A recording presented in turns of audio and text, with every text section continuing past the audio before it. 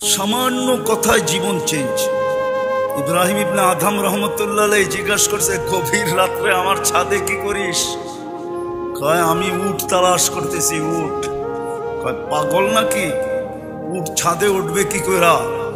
আমি যদি পাগল হই তো আপনিও পাগল। বলছে, আমি কি কইরা? তাহলে রাজ প্রাসাদে বসে আল্লাহ পাবেন কি করে? জীবন চেঞ্জ। কথা কিন্তু লম্বা না। দিল দেমাগ ফাইরা সব বাহিরে, ওই দিনই রাজত্ব ছেড়ে দিচ্ছে। এতটুক কথাই জীবন চেঞ্জ। বনি ইসরাইলের সবচেয়ে বড় বদমাশ ইতিহাসের পাতায় পাওয়া যায়, যার নাম কিফিল। এতটুক কথায় শুধু জীবন চেঞ্জ। বলছে, কাঁদিস কেন? তোর গায়ে তো এখনো আঙ্গুলের ছোঁয়াই দিলাম না। বলছে, কেন কাঁদি জানিস কিফিল? আমি বাজারি মেয়ে না, এটা আমার পেশাও না। তুই তো চেহারা সৌন্দর্য দেখেই আমাকে নিয়ে আসছিস টাকা দিয়া, তাই না? কাঁদতেছি এই জন্য যে আল্লাহ সৌন্দর্য দিল, কালকে এই চেহারাটা ওই আল্লাহকে কি করে দেখাবো? কিফিল ওইখানেই চিৎকার দিছে আর জমিনে করছে। ওরা বলছে, বোন, তোর গায়ে তো এখনো আঙ্গুলের ছোঁয়া দিলাম, তাতেই তোর এই অবস্থা। আমি কিফিলের কালকে কি হবে? টাকার থৈলি তোকে দিয়া দিলাম, আঙ্গুলের ছোঁয়া তোর গায়ে লাগাবো না, কিন্তু একটা অনুরোধ করব, যদি তুই রাখিস। বলছে, সেটা কি? বলে, হাত দুইটা উঠায় চোখের পানি দিয়ে আল্লাহকে একটু বলা দে না যে আমি তওবা করলাম, আমার তওবাটা যেন কবুল করে। ওই রাত্রেই কিফিলের মৃত্যু। ঘরের দরজায় লেখা উঠছে, আল্লাহ কিফিলকে মাফ করে দিচ্ছে। মজলিস বেশি লাগে না, একটাই যথেষ্ট। যদি শোনার মতো হয়, মজলিসের মতো হয়, আর কথা যদি দিলে কাটে, সত্য এটাই। হাজারো কাহিনী আছে, এক কথায় জীবন চেঞ্জ। আরে জীবিত মানুষের কথা তো দূরের কথা, মৃত্যু মানুষের কথায়। মালিক ইবনে দিনার রহমতুল্লাহ আলাইহির মেয়ে স্বপ্নে বাবাকে বলছিলেন, বাবা, এখনো কি ফিরে আসার সময় হয় নাই? কোরআনের এক আয়াত শোনায়া দিয়েছেন, যার অর্থ এখনো কি মুমিনের ফিরে আসার সময় হয় নাই?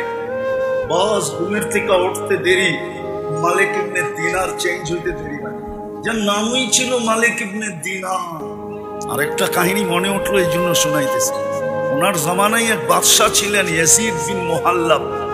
বড় প্রতাপশালী, ইসলামের জগতে বড় প্রতাপশালী বাদশাহ ছিল ইয়াজিদ বিন মুহাল্লাব।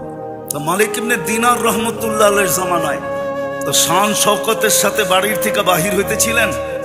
একটু উঁচা জায়গায় দাঁড়ায় মালিক ইবনে দিনার রহমতুল্লাহ আলাইহি তাকায় তাকায় দেখতেছেন।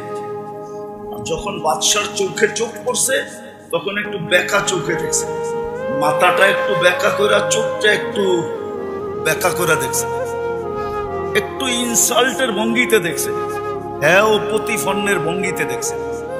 মালিক ইবনে দিনার ইয়াজিদ বিন মুহাল্লাব ডাকছে, এদিকে আয়, তুই কি আমাকে চিনিস না? তো বলতেছে, তোমার চেয়ে আমি তোমাকে ভালো চিনি। তোমার চেয়ে আমি তোমাকে? আচ্ছা, আমার চেয়ে কেউ অন্য কেউ আমাকে ভালো চিনতে পারে?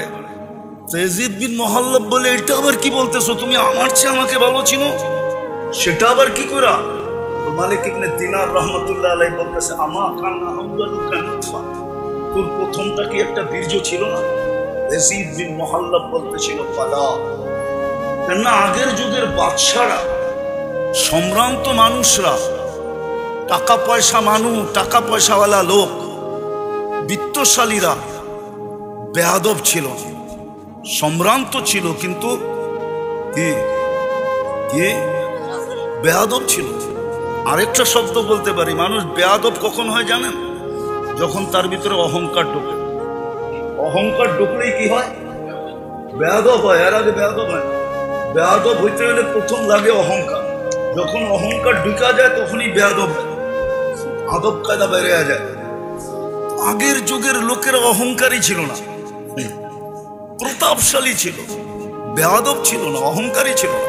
তো ইয়াজিদ বিন মুহাল্লাবকে জিজ্ঞাসা করছে, আমা কানা আউয়ালুকা নুতফা, তোর প্রথমটা বীর্য ছিল না? বলছে, বালা, অবশ্যই। বলছে, আখিরুকা জিফা, তুমি মরে গেলে ফুলন্ত ফাটন্ত দুর্গন্ধময় একটা লাশে রূপান্তরিত হবে না? বলছে, বালা, অবশ্যই। বলছে, বাইনাহুমা তাহমিলু কাদিরা, এটা দুইয়ের মাঝখানে তুমি আর আমি একটা পেশাব পায়খানা কুকুরি আর পেটের ভিতরে কি? আরে বলেন না। হ্যাঁ, পেশাব পায়খানার একটা টুকরি চিনেন? মনে হয় চিনেন না। এখন তার টুকরি সুকরি দিয়ে বাজার করে না। আগে বাজারে গেলে টুকরি আলাদা ঘুরতে থাকতো। এখনো করে বাজারে যাই না তো, যুদ্ধ যুগ এই জন্য দেখি না। তো বলছে পেশাব পায়খানার টুকরি। তারপরে ইয়াজিদ বিন মুহাল্লাব বলতেছে, আল্লাহি ইয়া শাইখ আরাফতানি হাক্কা, আপনি আমাকে চিনছেন, এই চামচগুলা একটাও আমাকে চিনে না। আমার চতুর্দিকে যে চামচগুলো আছে। ইয়াজিদ বিন মুহাল্লাবের জিন্দেগি চেঞ্জ। দিতে দিতে রাত্র পার হয়ে যাবে, হাজারো কাহিনী দেওয়া, ছোট কথায় জীবন। তো লম্বা শুনতে হয় না। জীবন যদি চেঞ্জ করতে হয় তাইলে দুটা কথাই জীবন চেঞ্জ হয়ে যায়। এতজনের কথা শুনতে হয় না, এত লম্বা কথার প্রয়োজন হয় না। আজকে তো জীবন চেঞ্জ করার ইচ্ছা আমাদের নাই। জীবন চেঞ্জ করার ইচ্ছা যদি থাকতো তাহলে এক মজলিসই ভিতরে রং চলে আসতো। না হওয়ারও কারণ আছে, না হওয়ারও আমরা সারাদিন দেহ নিয়া দেহটা নিয়ে সারাদিন ভাবি, ঠিক না? সত্য তো? হ্যাঁ, এই মজলিসে একজনও নাই যে ডেলি 1 মিনিট আত্মা নিয়ে ভাবে। 1 মিনিট মাত্র। 60 মিনিটে 1 ঘন্টা, 24/60 যতটুকু হয়, 24/60 কত মিনিট? কত মিনিটের ভিতরে 1 মিনিট আমরা আত্মা নিয়ে ভাবি না। আমার ভিতরে যে একটা আত্মা আছে ওটা নিয়ে ভাবি না। ওটা নিয়ে কোনো গবেষণাগার নাই, অথচ দেহ নিয়ে গবেষণা আছে। প্রত্যেক দেশে দেহ নিয়ে গবেষণাগার আছে। স্বাস্থ্যের জন্য বিরাট বড় একটা সেক্টরই আছে, স্বাস্থ্য মন্ত্রণালয়। এটার কাজেই মানুষের দেহ নিয়ে ভাবা, দেহের রোগ নিয়ে ভাবা। দেশের সিংহভাগ পয়সা এর পিছনে খরচ হয়, নাইলে ড্রাইভার 400 কোটি টাকার মালিক হয় কি করে?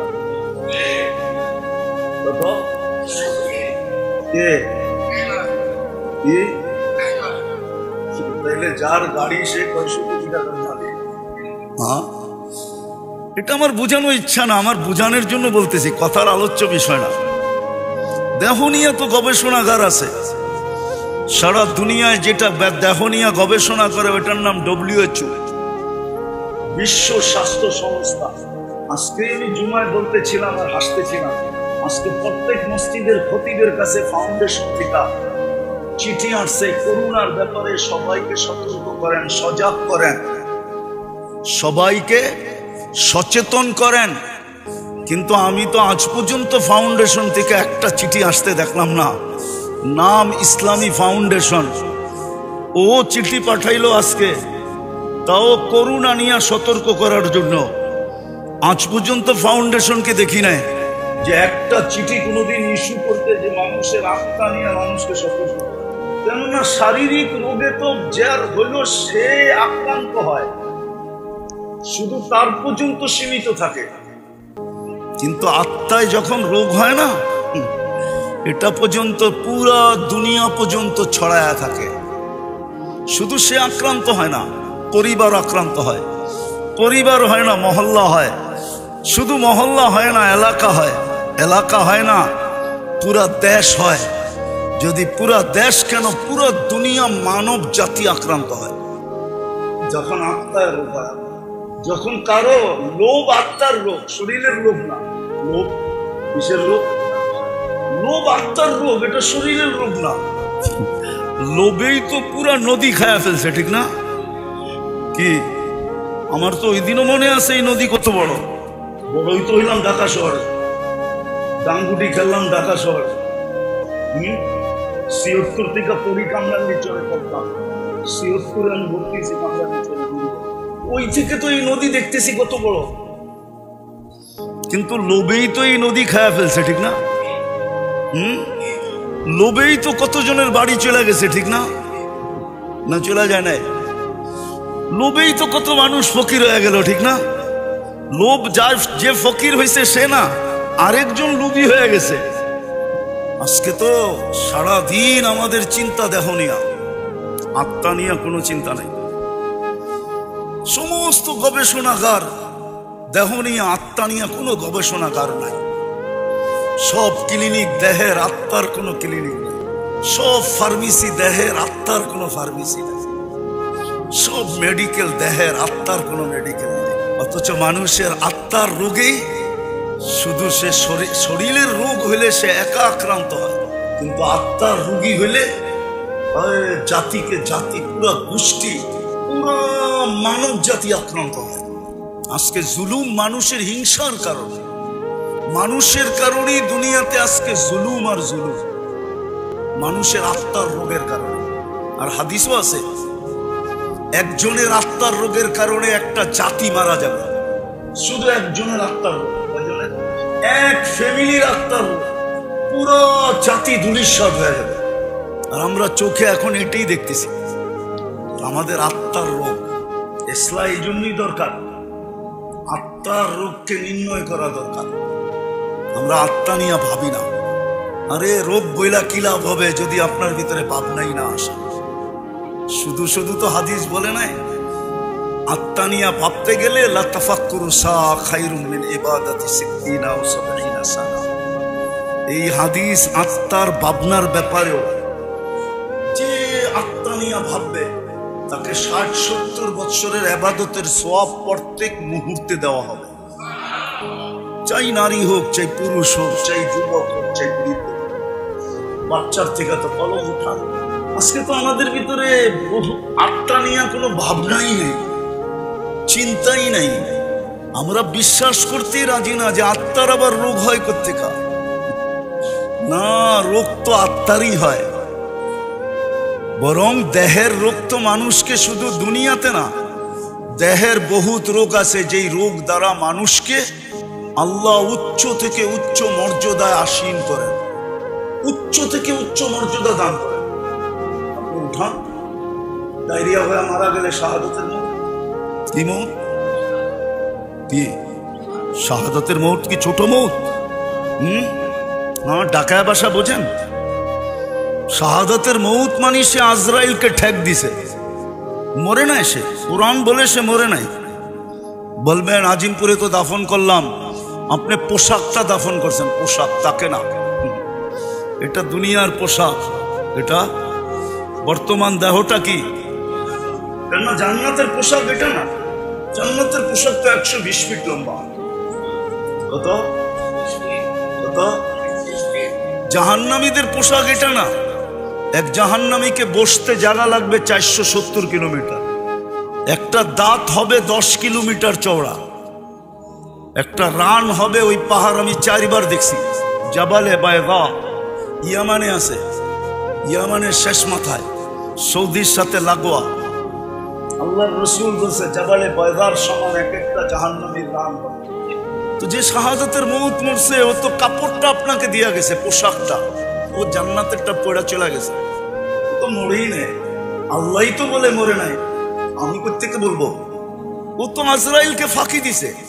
তো অনেক রোগ আছে যেটার দ্বারা, যেই রোগে আক্রান্ত হলে আখেরাতে দারাজাত বুলন্দ হয়। শুনামো একটু। অসুস্থ ব্যক্তি যখন আহ আহ বলে, তো হাদিসে কুদসিতে আছে আনিনুল মারিদি তাসবিহুন। অসুস্থ ব্যক্তি যখন আহ আহ বলে, তো সুবহানাল্লাহ পড়ার সওয়াব লেখা হইতে থাকে। সিয়াহাতুহু তাহলিলুন।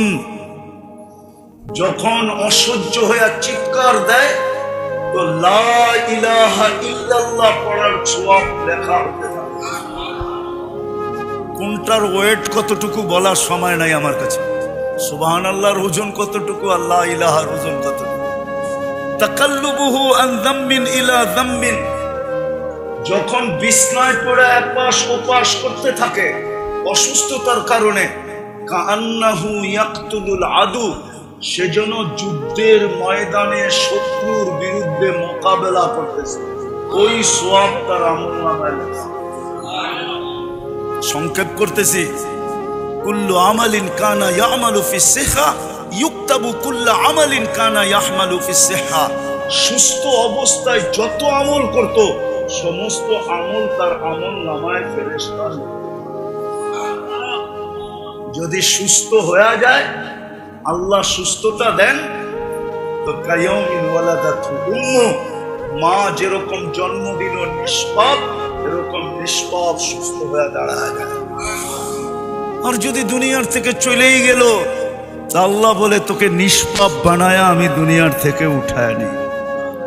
শারীরিক রোগ তো মানুষকে এতটুকু উপকার করে, কিন্তু আত্মার রোগ না। আত্মার রোগ মানুষকে ডুবায় দেয়। দুনিয়া তো ডুবায় দেয়, আখিরাত তো ডুবায় দেয়। দুনিয়াও তার দ্বারা হাজারো মানুষ অতিষ্ঠ হয়, লক্ষ কোটি মানুষ অতিষ্ঠ হয়। আমার সমাজে যা কিছু দেখতেছেন, চুরি ডাকাতি, রাহজানি ছিনতাই, মাদক সাধক, দুর্নীতি সুর্নীতি, জুলুম জবর, যা কিছু দেখতেছেন আমার সমাজে, সব আত্মার রোগের কারণে, শরীরের রোগের কারণে, সব আত্মার রোগ। এই জন্যই তো আল্লাহর রাসূল বলছেন, একদিন আসবে হাওয়া ফিহি কাইদুল ইলমি, আমার উম্মত বিদ্বান হবে কিন্তু বিদ্যার আলোকে চলবে না, ও বিদ্যাকে স্বার্থ সিদ্ধির জন্য ব্যবহার করবে। তখন কি হবে? আল্লাহর রাসূল বলেছে কুবিলাতির রাশা, তখন ঘুষ রীতিতে নীতিতে রূপান্তরিত হবে। যদিও গ্রাজুয়েটে পাশ হবে না, অ্যাসেম্বলিতে পাশ হবে না ঘুষ, কিন্তু পাশ হইলে যতটুকু না হইতো এর চেয়ে বেশি ঘুষের ব্যাপকতা। ঘুষ নাই কোন সেক্টরে, নাই কোথায়? ঘুষ ছাড়া কিছু আছে? আত্মার রোগ। বলছে তারপরে কি হবে? বলছে উমিতাতিস সালাহ, তারপরে তোমরা বেয়াদব হয়ে যাবে। আমি তো বলি বেয়াদব, এই হাদিসের তর্জমা করতেছি আমি বেয়াদব। আল্লাহ ডাকলো তারপরও আসলো না, ওর চেয়ে বড় বেয়াদবকে? মালিক ডাকলো আসলো না, তাহলে কি ও আদবালা নাকি? কি ও তো হলো বিশ্ব বেয়াদব, সৃষ্টির ভিতরে সবচেয়ে বড় বেয়াদব। উমিতাতিস সালাহ, যখন নামাজ ছেড়া দেয়। আত্মার রোগেই সবকিছু হয়, শরীরের রোগ মানুষকে বেশি ক্ষতি করে না, এটা বেশি দূর পর্যন্ত গড়ায় না। যদিও বলে করোনা সবার ভিতরে ছড়ায় যাবে, হতে পারে, কিন্তু আমি এটা বিশ্বাস করি না। যদি হইতো এরকমই, তাহলে সারা দুনিয়ায় 2020-এ বাংলাদেশে বলছিল সবচেয়ে বেশি বিপর্যয় হবে বাংলাদেশে। কোথায়? ঠিক না? সবচেয়ে বেশি কম বিপর্যয় হয়েছে বাংলাদেশে, ঠিক না? ঠিক না? দুনিয়ার সার্ভে যে সবচেয়ে বেশি মাস্ক বিক্রি হয়েছে কম বাংলাদেশে। কেন? একটা দিয়ে তো 3 বছর চালাইছে, যদিও ওয়ান টাইম। একটা দিয়ে কয় বছর? কি কয় বছর? মাঝে মাঝে মাস্কও ওর কাছে পানা ছিল। আর কত? আমি তো ওয়ান টাইমের, তুই তো 3 বছর কাটায় দিলি, এইবার ফালা। ও বলে আবার যদি ঘুরে আসে তাহলে আবার ব্যবহার করবো তোকে। এরকম বাঙালি, ঠিক না? 1 নম্বরে WHO তে বাংলাদেশের নাম। যান আপনি নেটে যে সার্চ দেন, করোনা প্রতিরোধ করার ভিতরে কোন দেশ 1 নম্বরে, প্রথম নামটা পাবেন বাংলাদেশ। আল্লাহ এই দেশে বিপর্যয় দেয়, এটারও একটা কারণ আছে। আপনারা মানবেন কি মানবেন না জানি না, আমি দুনিয়া খুঁয়া কারণ বাহির করছি। আল্লাহ আমাকে দুনিয়া অনেক দেখাইছে, এত দুনিয়া দেখাইছে যে আমি আল্লাহ শুকরিয়া আদায় করা শেষ করতে পারবো। আল্লাহ আমাকে এত দুনিয়া দেখাইছে, এত মাকামাত দেখাইছে। কোরআনে যত মাকামাত আছে আল্লাহ আমাকে দেখাইছে। যত নবীদের চিহ্নিত কবর আছে আল্লাহ আমাকে দেখাইছে। 1.5 লক্ষ সাহাবাদের ভিতর থেকে 2-1000 বা 4000 পার হতে পারে, বাকি সব আমাকে দেখাইছে। বড় বড় আল্লাহওয়ালাদের মাকাম দেখছি, আমি জায়গা দেখছি, আল্লাহ আমাকে দেখাইছে। দিদা আমি ঘুরা বলতেছি, বাংলাদেশ বিপর্যয় হয় না, কারণ আছে। কেননা বাংলাদেশের মতো 40,000 হেফজোখানা দুনিয়ার এত ছোট দেশে কোথাও নাই। আর হেফজোখানার নিয়ম হইল ওরা সকাল সুবে সাদে খাওয়ার 1 ঘন্টা আগে, আর ওরা উঠাই সর্বপ্রথম লাশ সবুজের পরিধিটাকে আধ্যাত্মিক চাদর দিয়া ঢাইকা দেয়, আধ্যাত্মিক সুরক্ষার চাদর দিয়া এই লাল সবুজের পরিধিটাকে প্যাক করে দেয়। তারপরে ওরা আল্লাহর কালাম পড়তে বসে, যার কারণে এই দেশে কোনো বিপর্যয় হয় নাই। আর আমার বিশ্বাস যতদিন পর্যন্ত এই হেফজোখানাগুলা দাঁড়ায় থাকবে, টিকা থাকবে, চলমান থাকবে, এই জমিনে কোনোদিন বিপর্যয় হবে না। এই জমিনের মতো মসজিদ কোনো জমিনে নাই, এত ঘন ঘন, এত কদমে কদমে। এই জমিনের মতো এরকম দাড়ি টুপি দুনিয়ার কোথাও নাই। এই জমিনের মতো আলেম ওলামার দুনিয়ার কোথাও নাই। এই জমিনের মতো পর্দা নিশিন দুনিয়ার কোথাও,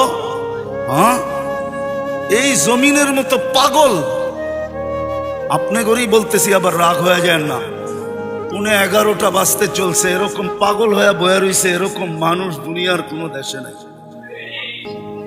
এই জন্যই পাগল বললাম, রাগ হয়ে গেলেন?